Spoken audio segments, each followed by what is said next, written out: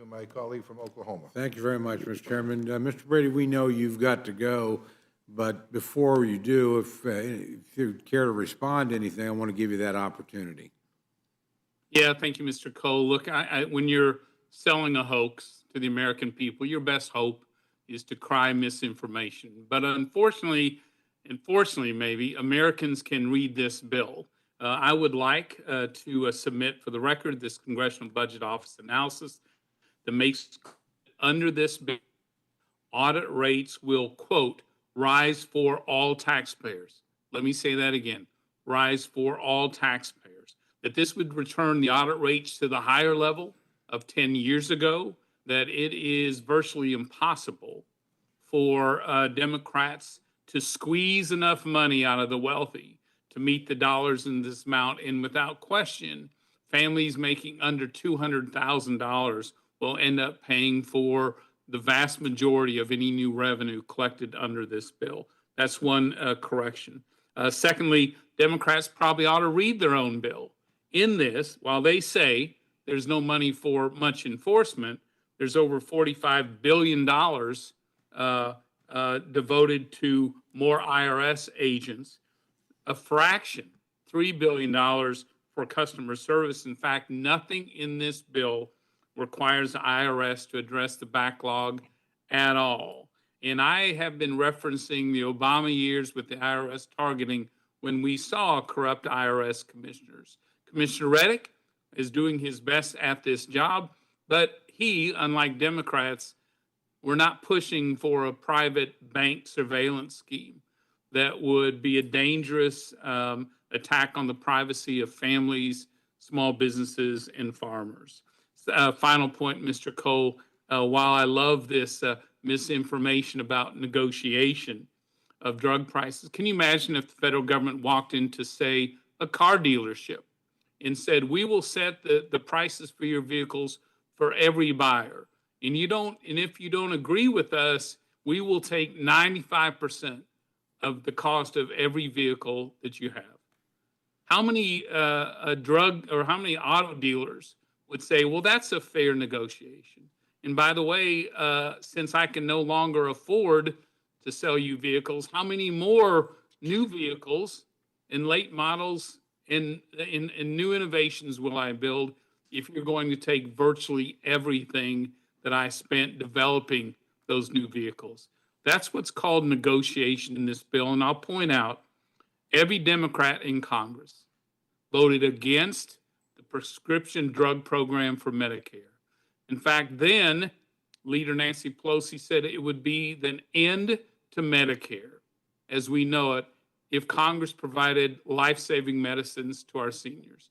Yet today, thanks to Republicans, 50 million or more seniors count on this plan for life-saving medicines. In this bill, our Democrat colleagues screw this up about as much as you can.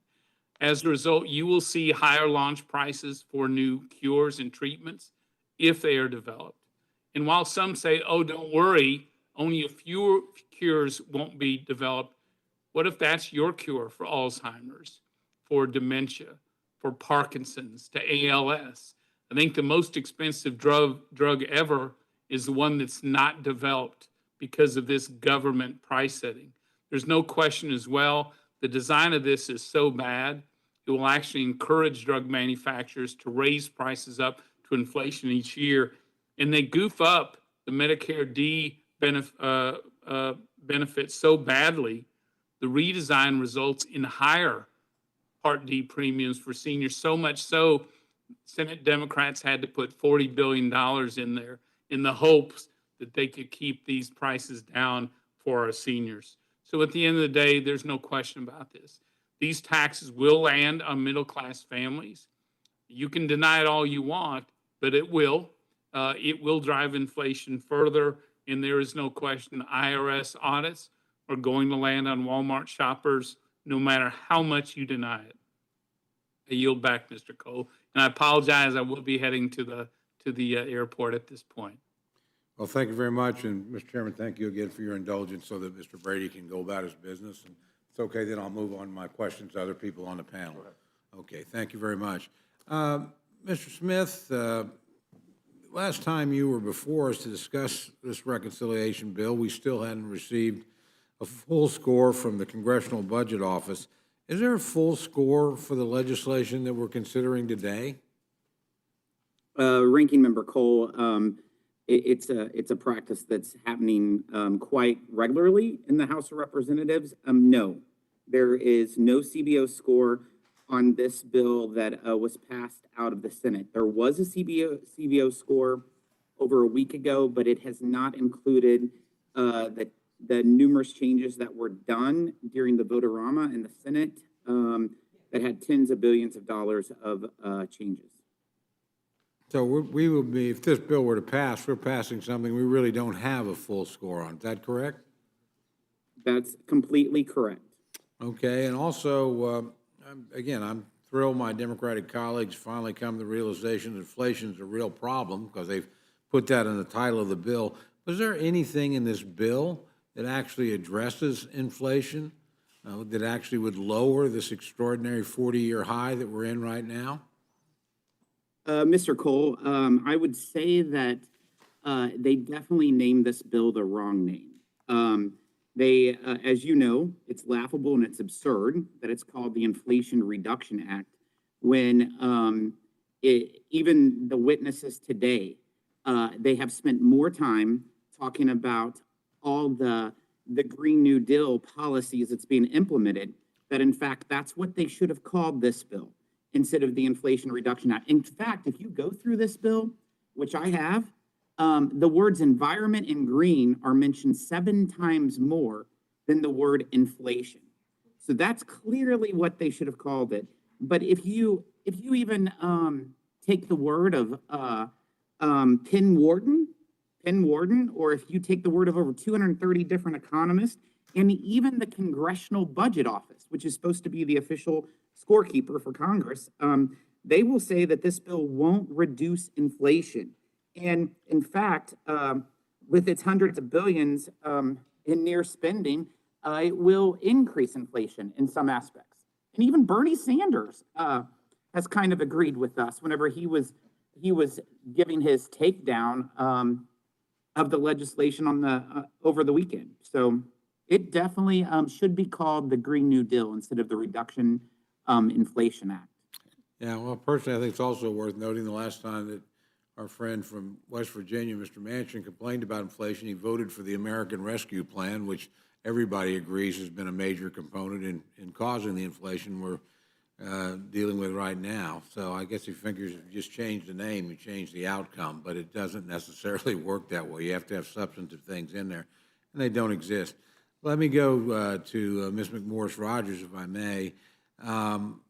Another severely concerning provision in this legislation is the drug pricing component that we talked about. I frankly wish we were here considering H.R. 19, a completely bipartisan bill that would actually lower out-of-pocket spending and protect access to new medicines and cures. Can you outline how this really Washington takeover of drug pricing included in this bill could impact future research on cures for life-threatening, dangerous diseases? Thank you, Mr. Cole. I appreciate you asking the question. Several years ago, we came together and we passed on a bipartisan basis legislation around cures so that America would lead the world in cures and breakthroughs. And at a time when there's exciting research, it should be our goal to be leading on this exciting breakthrough and all of what this means for millions of Americans. Unfortunately, the approach that's taken in this legislation is it really is government price setting. It is government price controls, and it's going to have a devastating impact on new breakthroughs for cures and treatments. There's been several independent analyses, including CBO, who have consistently concluded that fewer cures and treatments will come to market with this approach. On the lower end of the spectrum, CBO is estimated up to 15 fewer medicines coming to market, whereas the University of Chicago estimates that as many as 135 new drugs will never come to market over the next life cycle of drug development. Another study concluded that if these type of price controls had been enacted during the last decade, only 6 out of the 110 approved therapies in the study would have made it to the patients. This legislation would reward companies for their ability to navigate a healthcare bureaucracy instead of really focusing on patients. It's going to discourage companies from investing in the R&D. And I'm very concerned about further movement of capital and medical innovation overseas. CBO has also found that the inflation caps will lead to higher launch prices for new drugs coming to the market. I would urge the members of this committee, the members of Energy and Commerce, to come together around HR 19. The Chairman McGovern mentioned AARP and their support of the price caps. That's agreed upon. We agree on the caps of out-of-pocket for seniors. HR 19 is bipartisan. It will actually help our seniors without jeopardizing the innovation and cures that bring hope to so many Americans. Thank you. Let me turn to another area, if I may, Ms. McMorris-Rodgers. Methane is primary component of natural gas, and this legislation effectively, creates a natural gas tax by taxing methane. Can you please expand on your concerns with that tax and how it might impact negatively impact the energy sector? Well, I appreciate you raising this issue because there's been a lot of lip service about bringing down the cost of gas, the cost of energy that is at a record high right now that impacts everything that we buy. And this legislation is only going to make it worse.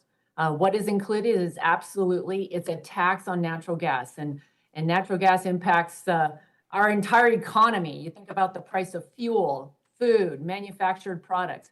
This is going to hurt all Americans, and especially our most vulnerable, those that are already having a tough time paying the bills. Chairman Brady or Ranking Member Brady talks about the Walmart shoppers. I was recently told that for the family that makes $50,000, a year ago they were spending 20% of their budget on gas and food. Today it's 50%. This is absolutely hitting our lowest income, the hardest, and this is only going to make it harder. And I also want to just push back. The chairman of Energy and Commerce was saying that we don't want to be dependent upon other countries. We don't want to be dependent upon adversaries like Venezuela, or we don't want to be dependent upon OPEC for our energy. I would urge the chairman, I would urge the members of this committee, let's unleash American energy rather than taxes like on natural gas and other refining. The refiner's tax and natural gas tax is only going to make it harder in America. This bill, we're talking $369 billion in clean energy programs. Yes, and I hear from my colleagues on the other side of the aisle that they want more renewables, wind, solar, and batteries. Ladies and gentlemen, those supply chains right now are controlled by China. And so what this legislation really means is billions of dollars going to fund manufacturing in China and supply chains that come from China, wind, solar, and batteries. We need to unleash American energy, not tax American energy or make it harder for American energy. And we need to figure out how we manufacture. There's nothing in this legislation that address permitting, and that it's impossible to permit a solar farm in the United States. Well, not impossible, but it takes so long that companies and others can't meet their climate goals. Let's come together. Let's figure out how we can actually unleash American energy, bring down gas prices, rather than this approach that's only going to make it harder. And finally, Ms. McMorris-Rodgers, just looking through the bill, there's egregiously high amount of funds appropriated to act as really effectively slush funds for Democratic and Green New Deal projects. $27 billion to the EPA for Greenhouse Reduction Fund, $3 billion to the EPA Climate Justice Block Grants, $250 billion in new loan guarantees authorities to the DOE. Can you expand on any concerns you might have about the existence of these funds and how that money would actually be used? Thank you, Mr. Chairman. Yeah, it really is an unprecedented amount of money, and it's only going to contribute to more inflation. And inflation is just a hidden tax on hardworking Americans and their families. It's so much of this legislation is only going to make it harder to produce American energy. And as you outlined, many of these programs, this is only going to lead to more waste, fraud, and abuse. I think back to President Obama had this stimulus that included a similar type of program. And one of the most egregious examples was Solyndra, $500 million that unfortunately was lost. But this is a $250 billion similar type of a program. I'm deeply concerned about writing blank checks while crippling American energy security, and that's not going. It jeopardizes reliability. It jeopardizes affordability. We need to really get focused on unleashing American energy that is cleaner, that is reliable, that's most affordable. It's the best thing that we could do to help people right now all across this country. Thank you very much. Thank you, Mr. Chairman. You're very generous with the time. Oh, thank you. And I just